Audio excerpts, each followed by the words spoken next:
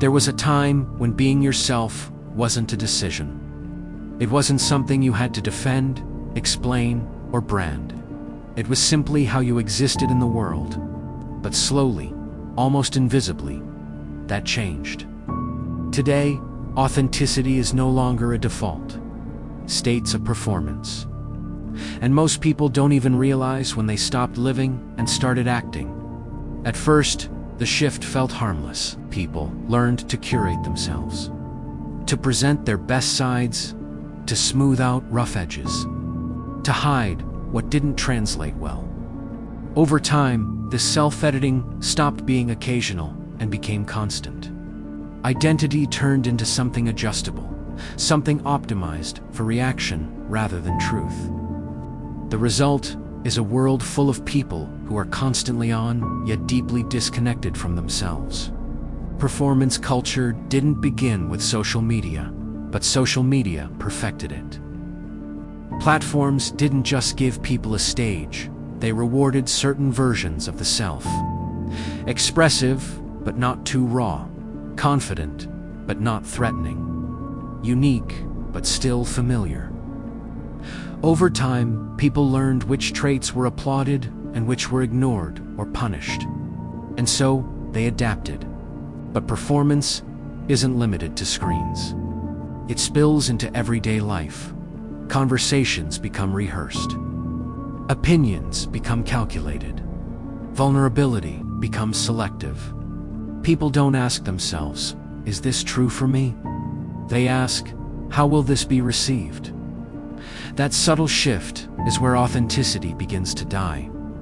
Living authentically requires presence. Performing requires awareness of an audience.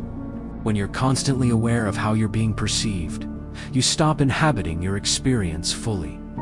You're no longer living from the inside, you're managing yourself from the outside in. This creates a psychological split. One part of the self is the observer, monitoring reactions, adjusting tone, scanning for approval. The other part is the lived experience, slowly being filtered, muted, or suppressed. Over time, the observer becomes dominant, and the lived self becomes quiet. People often mistake this for maturity or self-control, but it's not. The death of authenticity doesn't happen because people become fake. It happens because they become cautious, because they learn, sometimes painfully, that honesty comes with consequences, that certain emotions make others uncomfortable, that expressing uncertainty can be perceived as weakness. That complexity doesn't translate well, so they simplify themselves. They learn to perform confidence instead of sitting with doubt. They perform happiness instead of acknowledging emptiness. They perform productivity instead of asking whether their lives feel meaningful. This is why so many people feel exhausted without knowing why. Performance requires energy. It requires constant adjustment. It demands emotional labor that never truly ends. And because the performance is socially rewarded, people rarely question it. Instead, they double down. The more disconnected someone feels internally, the more tightly they cling to external validation. Likes, agreement, praises become substitutes for internal alignment. Not because people are shallow, but because they're starved for grounding. Authenticity is grounding. Performance is destabilizing. When you're authentic, your inner and outer worlds align. When you're performing, there's always a gap. And maintaining that gap creates chronic tension. The body feels it. The nervous system feels it. But the mind often rationalizes it as normal. Over time, people lose access to their unfiltered reactions. They stop noticing what genuinely excites them. They stop trusting their intuition. They stop expressing spontaneous emotion. Everything becomes moderated. This is why people often say they don't know who they are anymore. It's not because the self disappeared. It's because it stopped being consulted. Performance culture teaches people to ask, what should I feel? Instead of, what do I feel? And once that question becomes habitual, authenticity becomes difficult to retrieve. Another reason authenticity has eroded is because identity itself has become commodified. Personality is now something you present, package, and market. Even self-expression is often filtered through trends, aesthetics, and expectations. People don't just express themselves, they optimize themselves. This optimization mindset turns the self into a product, and products are designed for appeal, not truth. They're adjusted based on feedback, market response, and visibility. Over time, people internalize this logic. They begin treating their own emotions as liabilities or assets. Anger becomes risky. Sadness becomes inconvenient. Ambivalence becomes confusing. So people learn to display emotions that are digestible, palatable, shareable. The problem is that authenticity is rarely neat. Real feelings are contradictory. They don't fit narratives, they don't resolve quickly, and they often challenge social comfort. In a culture that values clarity and positivity, authenticity feels disruptive. So people choose performance, not because they want to deceive, but because they want to belong. Belonging has always been a powerful motivator. But when belonging requires self-erasure, it creates quiet psychological damage. People begin living at a distance from their own lives. They participate without inhabiting. They speak without feeling fully present in their words. Life starts to feel staged. And the most unsettling part is that many people don't realize anything is missing. They feel numb, restless, or dissatisfied, but they can't locate the source. They assume they need more stimulation, more achievement, more distraction. Rarely do they suspect the truth that they've been performing for so long.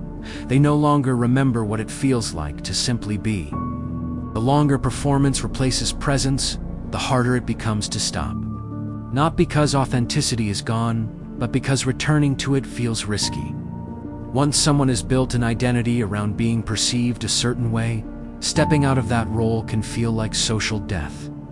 People fear that if they stop performing, they'll lose relevance, connection, or acceptance. And in some cases, that fear isn't unfounded. Performance often maintains fragile social contracts. It keeps things smooth, predictable, manageable. Authenticity disrupts those contracts. When someone starts living authentically, they become less controllable, less predictable, less aligned with expectations. And that can unsettle people who rely on consistency more than honesty. This is why authenticity is often praised in theory, but resisted in practice.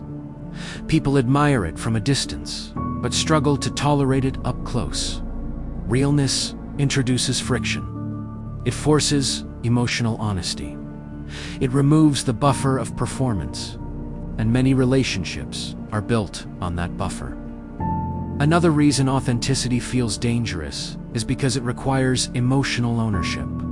Performing allows people to distance themselves from their feelings. If something goes wrong, they can blame the role. If something feels empty, they can blame circumstances. Authenticity removes those layers. It asks, is this life actually mine? That question is uncomfortable. Living authentically means acknowledging misalignment. It means admitting when something doesn't feel right even if it looks right. It means confronting desires that don't match expectations. And it means risking disapproval.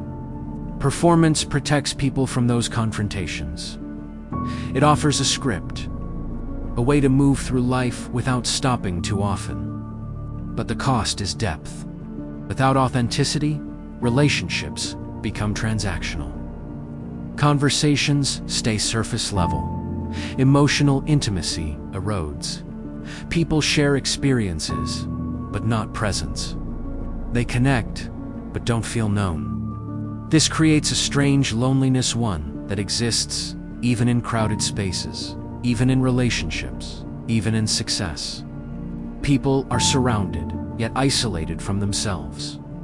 What's particularly damaging is that performance often masquerades as self-improvement.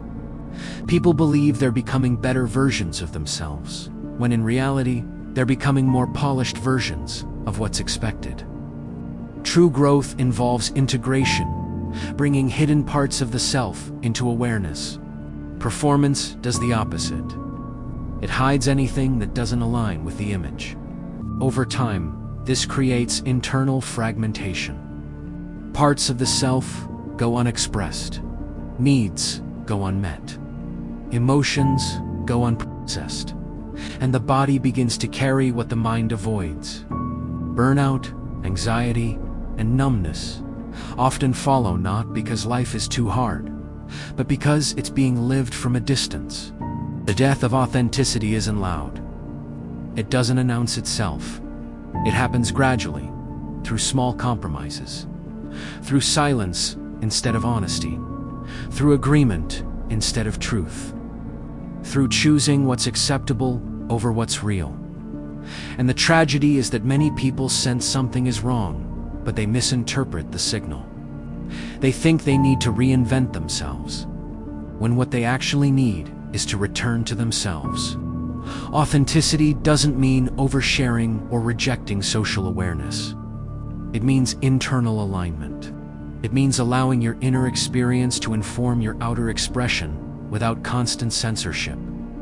Living authentically doesn't guarantee comfort. It guarantees congruence. And congruence is what allows people to feel alive. When performance drops, emotions regain texture. Joy feels fuller. Sadness feels honest. Desire feels clear. Life stops feeling like something to manage and starts feeling like something to inhabit. The world may not always reward authenticity, but the psyche does. People who live authentically experienced fewer internal conflicts. They waste less energy monitoring themselves. They recover faster from stress. They form deeper connections, not because they try harder, but because they're more present. Authenticity is not about being raw all the time. It's about being real when it matters. It's about listening inwardly before responding outwardly. It's about allowing yourself to exist without constant justification. In a culture obsessed with performance, authenticity becomes a quiet rebellion. Not loud, not dramatic, just honest. And for those who dare to stop acting and start living, the reward isn't approval. It's presence.